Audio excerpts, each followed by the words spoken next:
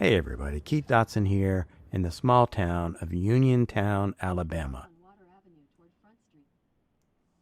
I recorded this footage a while back on a road trip to a more famous spot for photographers, Demopolis and also Sprott, Alabama. Both of those were photographic locations for Walker Evans in the 1930s and for William Christenberry in the 1970s. So I guess you could say they were kind of a pilgrimage for me.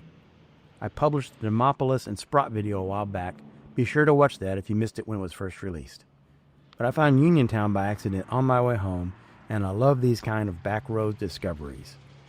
It was a very hot day, and the pace of life in these tiny southern towns is slow, so I'll go slow and I won't be narrating too much. But I will relate a brief bit of the town's history.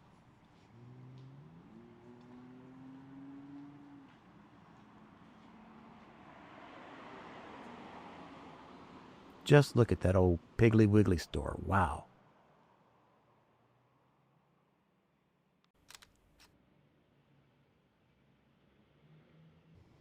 Uniontown was first settled in 1818 under the name Woodville.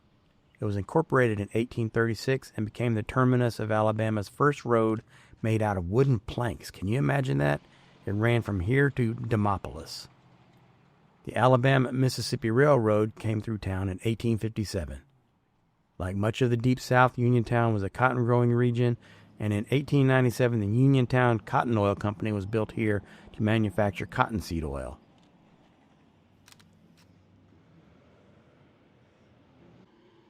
The town had a cotton mill, several cotton gins, and warehouses to store the cotton until the boll weevils ruined the cotton crops in the early 1900s, and the population began to decline. Since 2008, there's been a licensed toxic waste dump here, accepting toxic waste from 33 states.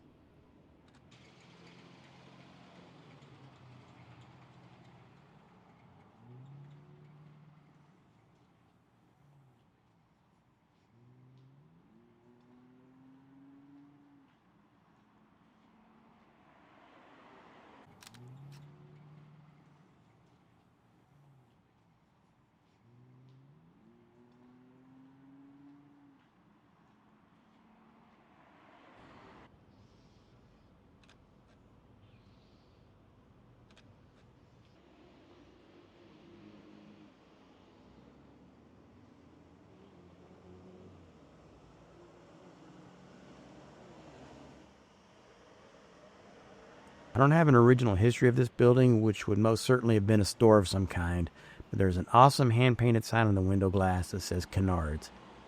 According to the internet, Kennard's West End Supply Company was a furniture store opened in 1976, and it dissolved as a corporation in 2007.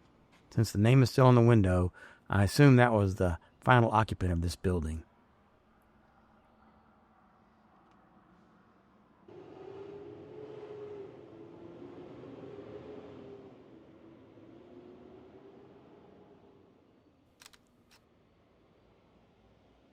Superficially, this is a photo of two old doors with cracked paint, which is a subject that I do love, but I read more into this scene. First, we have the store name, which was beautifully hand-painted on the glass, but over it in the dust that's collected over the decades, someone has used their finger to write Roll Tide. Now, for those of you outside the United States, that's a reference to the University of Alabama football team, whose name is the Crimson Tide. Roll Tide is an athletic cheer, but in this context, it places this scene in a very specific place. These doors could be anywhere in the American South, but the Roll Tide scrawled into the window gives us a context and tells the viewer where we are.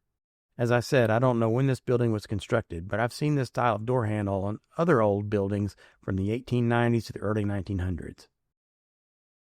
And there's a wasp nest in the top right corner of the door.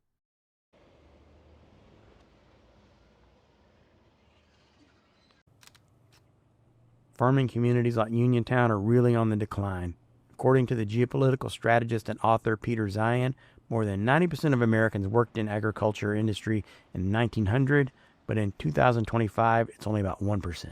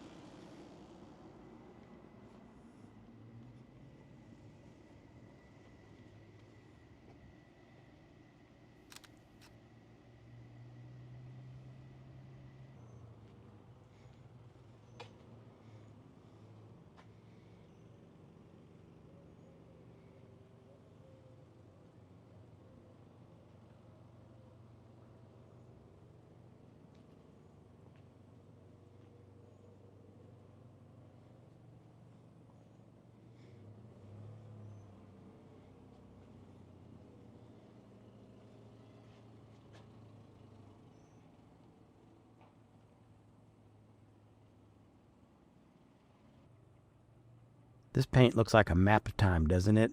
It's a landscape all into itself.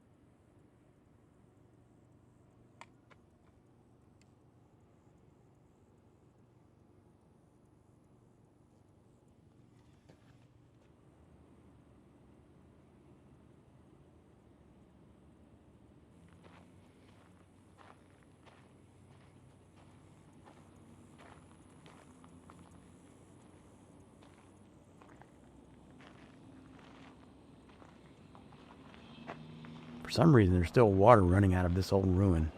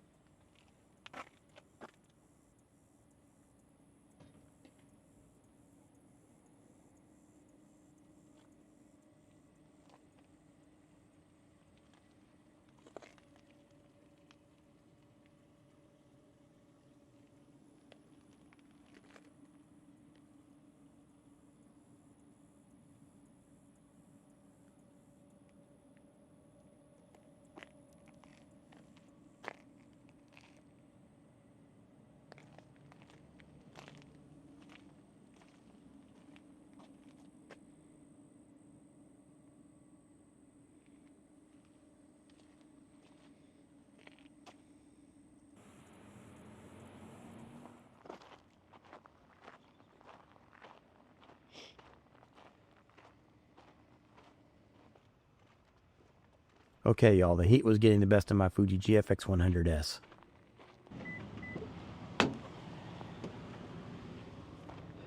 It is very hot. And I came back to the car because I had an overheat warning from my Fuji GFX100S, which I know cameras sometimes overheat. I don't think I've ever had an overheating warning from my Sony A7R4. I don't know if they're prone to it or not, but I can't remember ever seeing that. So, according to my car, it's 91 degrees outside. I feel every bit of it. It's hot and it's humid. I'm dripping with sweat. But it's a little disconcerting when your camera wants to quit before you do because it's too hot.